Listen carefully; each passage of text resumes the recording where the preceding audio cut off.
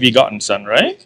But right now, I just showed you in your Bible, in front of your eyes. Listen, is this not from God? I know. The Lord said to me, "Who's the Lord?" Look, go to the New Testament. Don't run yet. Hold on. Israel, what they would do, what God was telling them was, you need to sacrifice a lamb.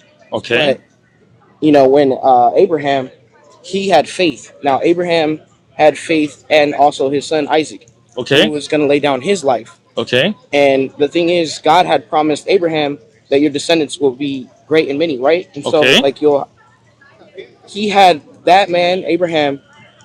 The reason why he's the father of faith is because he believed in resurrection. He believed in God so much that he was going to sacrifice his own son, but an angel of the Lord came and stopped him. Why? Why? Because that would be cruel, right? To kill your own son. But that's why that's God's only begotten son. Wait, hold and on. so that angel stopped him and said that was my job. What was your name again? Joshua. Joshua. Okay. I listened to you, right? Yes, Respectful, sir. but I want to understand what you're saying. Right. First thing you said that I didn't understand is Jesus is God's only begotten son, right? But in the Bible, I see a lot of sons. Yes, there's angels. Those are sons of God. Okay. So angels are also sons of God. Yes. So Jesus is not the only son of God. But when he's saying that, he's his begotten son, like literally. So nobody could be called begotten son except Jesus then. Right, because we all fall short. So in the even Psalms, even angels sin.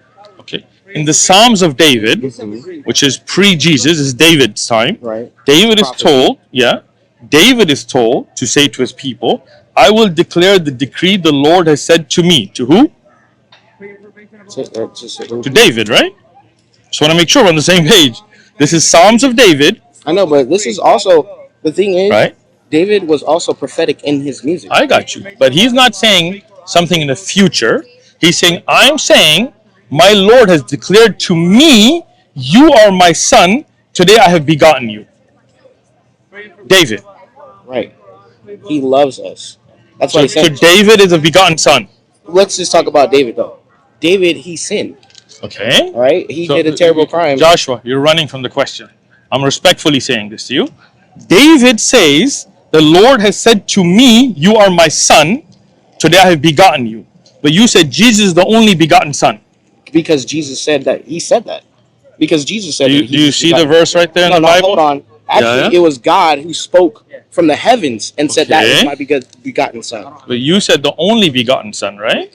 But right now, I just showed you in your Bible, in front of your eyes. Listen, is this not from God? I know. The Lord said to me, "Who's the Lord?" Look, go to the New Testament. Don't run yet. Hold on. We're still stuck in Old Testament. I got you. Do you believe in the Old Testament Yes, being I from? do. Amen. Okay. So in the Old Testament, in the Psalms of David, it says that God said to David, "You are my son.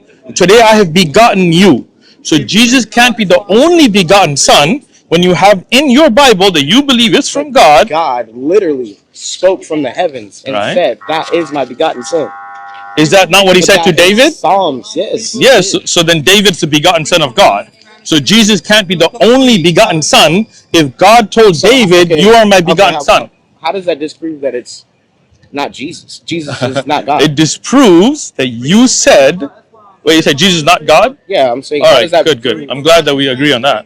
No, I'm saying, how does that? Oh, okay. What it disproves is what you said, that Jesus is the only begotten son. Have you ever? How about this? Have you ever experienced the power of God? I have many times in my life.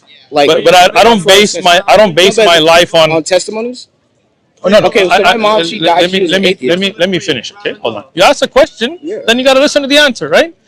I don't base my faith on emotions, because I've met Muslims, Christians, Hindus, atheists that have had out-of-body amazing experiences. Yes, right? That could be the devil trying to misguide you.